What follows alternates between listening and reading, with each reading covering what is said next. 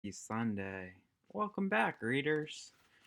Hope you enjoyed my introduction. We're reading Descriptions of a Struggle. This is the complete work of Franz Kafka. And people in their Sunday best stroll about, swaying over the gravel, under this enormous sky, which from the hills in the distance stretches to distant hills. At about midnight, a few people rose, bowed, shook hands, said it had been a pleasant evening, and then passed through the wide doorway into the vestibule to put on their coats. The hostess stood in the middle of the room and made graceful bowing movements, causing the dainty folds in her skirt to move up and down. I sat at a tiny table. It had three curved thin legs.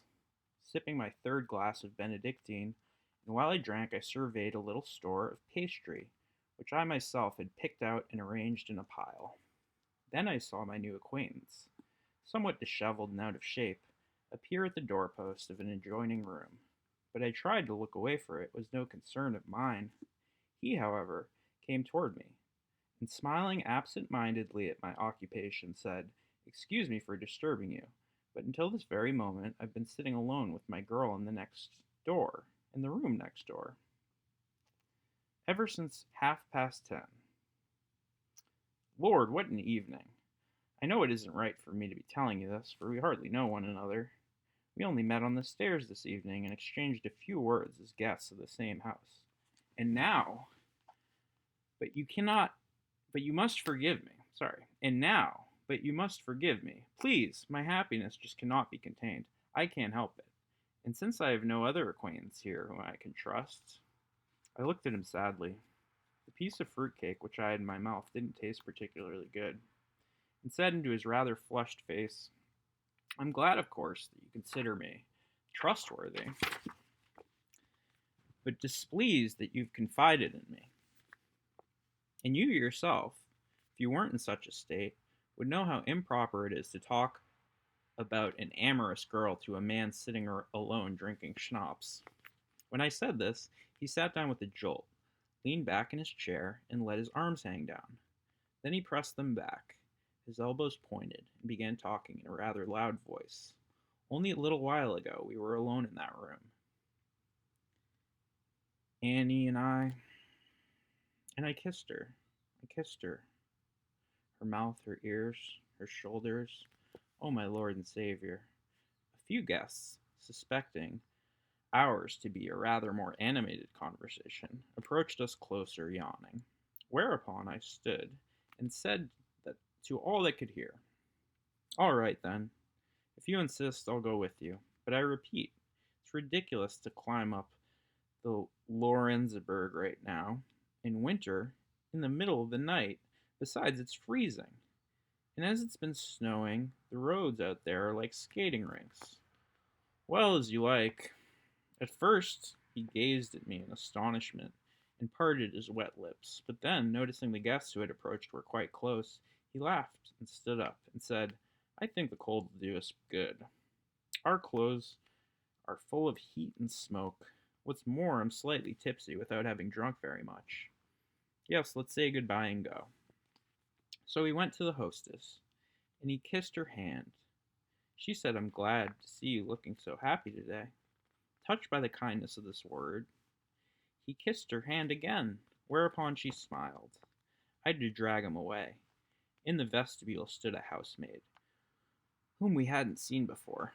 She helped us into our coats, then took a small lantern to light us down the stairs. Her neck was bare, save for a black velvet ribbon around her throat. Her loosely clothed body was stooped and kept stretching. She went down the stairs before us, holding the lantern low. Her cheeks were flushed, for she had drunk some wine, and in the weak lamplight which had filled the whole stairwell, I could see her lips trembling. At the foot of the stairs she put down a lantern, took a step towards my acquaintance, embraced him, kissed him, and remained in the embrace. Only when I pressed a coin into her hand did she drowsily detach her arms from him, slowly opened the front door, and let us out into the night. Over the deserted, evenly lit street stood a large moon and slightly clouded, and therefore unusually extended sky. On the frozen snow, one had to take short steps. Hardly were we outside when I evidently began to feel very gay. I raised my legs, let my joints crack. I shouted a name down the street, as though a friend of mine had just vanished around the corner, leaping. I threw my hat into the air and caught it boastfully. My acquaintance, however, walked beside, unconcerned. He held his head bent. He didn't even speak. This surprised me, for I had calculated that he, once I had got him away from the party, would give vent to his joy. Now I too could calm down. No sooner had I given him an encouraging slap on the back than I suddenly no longer understood his mood, and withdrew my hand. Since I had no use for it, I stuck it in the pocket of my coat. So we walked in silence, listening to the sound of our steps. I couldn't understand why I was incapable of keeping step with my acquaintance, especially since the air was clear. I could see his legs quite plainly. Here and there, someone leaned out of a window and watched us. On turning into the Ferdinandstrasse, German, guys. German sentences are weird. We have our Czechoslovakian guy here. If I'm struggling to pronounce some of these sentences, I'm not a native German speaker. I think he was from Austria. I think he was in the Czech Republic when he wrote this. Do some research. Do some research on this first author I'm covering in the English class that I'm tricking you into viewing.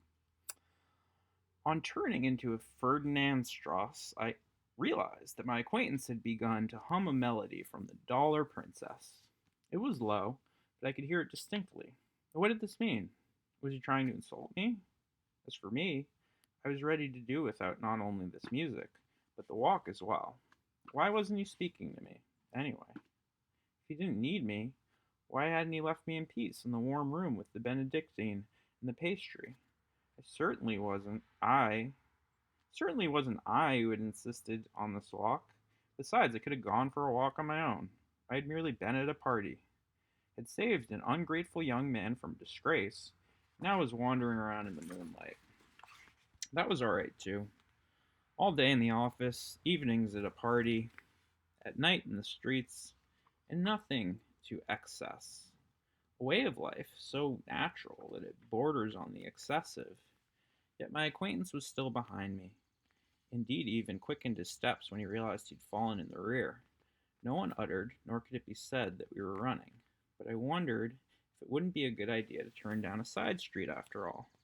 I wasn't obliged to go on this walk with him. I could go home alone.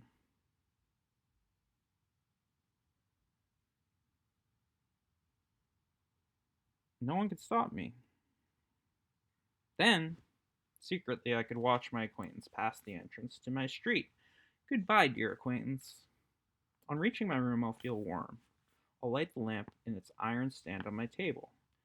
When I've done that, I'll lie back in my armchair, which stands on the torn oriental carpet. Asian carpet, Kafka. Insensitive, talking about the Orient. Don't you know that's going to be obsolete when I teach this? Pleasant prospects, why not? But then, no then. But then, no then. It's a great. Pleasant prospects, why not? But then, no then. That's how I read it. The lamp will shine in the warm room, shine on my chest, as I lie in the armchair. Then I'll cool off, spend my hours alone with the painted walls and the floor, which reflected in the gilt-framed the gilt-framed mirror hanging on the rear wall appears slanted. This is gilt, G-I-L-T, not G-U-I-L-T. I think you pronounce it gilt. I have to look up gilt without a U. Pardon the play on words there. My legs were growing tired, and I had already decided to go home and lie down. Never mind, don't pardon it. I intend all my puns. When I began to wonder if, before going away, I ought to say goodnight to my acquaintance. But I was too timid to go away, without a word, too weak to call him out loud. So I stood, leaned against the moonlit wall of the house, and waited. My acquaintance came sailing along the pavement toward me, as fast as though he expected me to catch him. He winked at me, suggesting some agreement which I'd previously forgotten. "What's up?" I asked. "Oh, nothing," he said. "I only wanted to ask your opinion about that housemaid who kissed me on the staircase." "Who's the girl? Have you seen her before?" "No, nor have I. Was she a housemaid at all?" I had meant to ask you this before while she was walking down the stairs in front of us. I saw at once by her red hand that she is a housemaid, and not even the first housemaid. When I gave her the money, I felt her hard skin. But that merely proves that she has been some time in the service, which is no doubt the case. You may be right about that. In the light, one couldn't distinguish everything, and her face reminded me of the elder daughter of an officer I happen to know. "Not me," he said. "That won't stop me going home. It's late, and I have to be in the office early. One sleeps badly there." Whereupon I put out my hand and said goodbye to him. "Whew! Woo! What a cold hand!" he cried. "I wouldn't like to go home with a hand like that." Tss, bad circulation, this housemaid. "You should have let yourself be kissed too, my friend. That was an omission. Still, you can make up for it. But sleep on a night like this? What an idea. Just think how many blanket smothers just just think how many thoughts a blanket smothers while one lies alone in bed, and how unhappy dreams it keeps warm." I love this sentence. Let me just try again. Just think how many thoughts a blanket smothers while one lies alone in bed. How many unhappy dreams it keeps warm.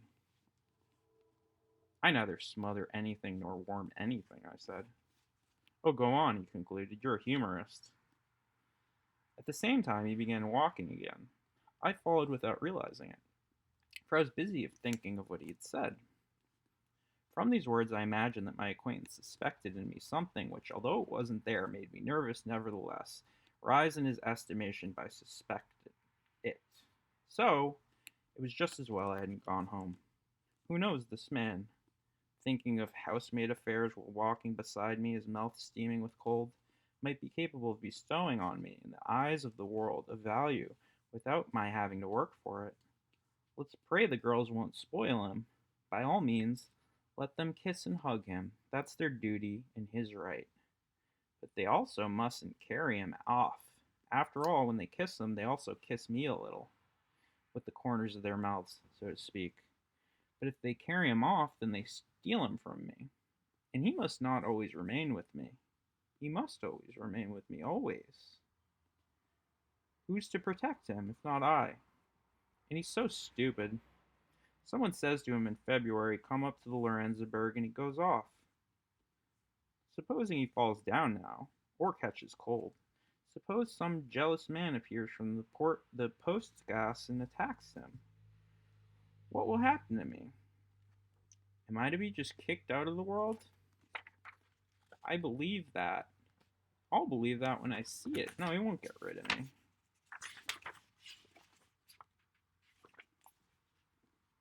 Tomorrow, he'll be talking to Fräulein Anna about ordinary things at first. It's natural. But suddenly you won't be able to keep it from her any longer. Last night, Annie, after the party, you remember, I was with a man, the like of whom you've certainly never seen. He looked, how can I describe him to you? Like a stick dangling in the air. He looked with a black-haired skull on top. His body was clad in a lot of small, dull yellow patches, which covered him completely because they hung closely about him in the still air of the night. Well, Annie, does that spoil your appetite? It does. In that case, it's my fault. Then I told the whole thing badly. If only you'd seen him, walking timidly beside me, reading infatuation on my face, which wasn't very difficult, and going a long way ahead of me, so as not to disturb me. I think, Annie, you'd have laughed a bit and been a bit afraid, but I was glad of his company. For where were you, Annie? You were in bed, and your bed was far away. It might just as well have been in Africa, but sometimes I really felt as though the starry sky rose and fell, that the gaping of his chest. You think I'm exaggerating? No, Annie. Upon my soul, no. Upon my soul, which belongs to you, no. That's the first third of this story. It's a longer story. So I'll see you next week, and we'll read the second third of this story. Might even read 4 parts of this story. I don't know. I just know I have to go to work and finish the complete works of Franz Kafka, guys. Love ya. See ya.